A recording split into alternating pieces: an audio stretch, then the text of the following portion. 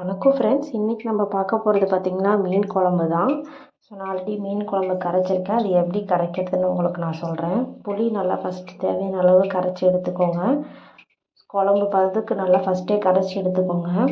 அதுக்கப்புறம் தேவையான அளவு உப்பு ஆட் பண்ணிக்கோங்க. அதுக்கப்புறம் மஞ்சத்தூள் ஆட் பண்ணிக்கோங்க. இதனாலே நல்லா கிளறி விட்டுட்டு ஸோ நான் ஃபஸ்ட்டே குழம்புக்கானது கரைச்சி வச்சுருக்கேன். அப்புறமா நீங்கள் குழம்புக்கானது மீனுக்கு தாளிக்கும் போது நீங்கள் ஊற்றிக்கலாம். ஸோ இதுக்கப்புறம் பார்த்திங்கன்னா தேவையான அளவு உப்பு மஞ்சத்தூளும் ஆட் பண்ணிவிட்டு இதுக்கப்புறம் பார்த்திங்கன்னா தேவையான அளவு மிளகாத்தூள் ஆட் பண்ணணும். நான் ஆல்ரெடி ஆட் பண்ணி வச்சுருக்கேன். ஸோ உங்களுக்கு நான் ஆட் பண்ணுறதுக்கு எப்போ ஆட் பண்ணுன்றதுனால நான் உங்களுக்கு இதில் காட்டுறேன். இப்போ உப்பு மிளகாத்தூள் மஞ்சத்தூள் போட்டதுக்கப்புறம் மிளகாத்தூள் தேவையான அளவு ஆட் பண்ணிக்கோங்க. இதை பார்த்திங்கன்னா மல்லித்தூள் ஆட் பண்ணுறேன். தேவையான அளவு மல்லித்தூள் ஆட் பண்ணிவிட்டு குழம்பு நல்லா கரைச்சிக்கோங்க.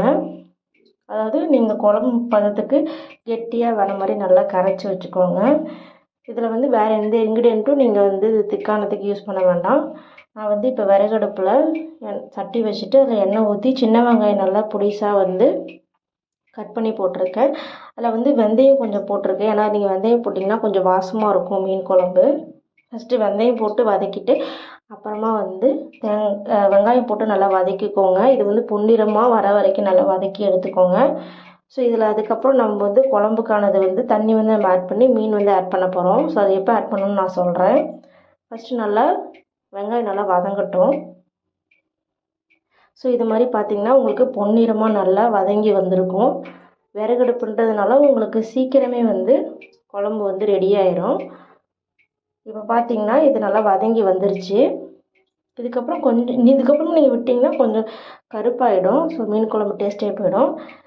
இது மாதிரி உங்களுக்கு நல்லா வதங்கி வந்ததுக்கப்புறம் தக்காளி ஆட் பண்ணிக்கோங்க.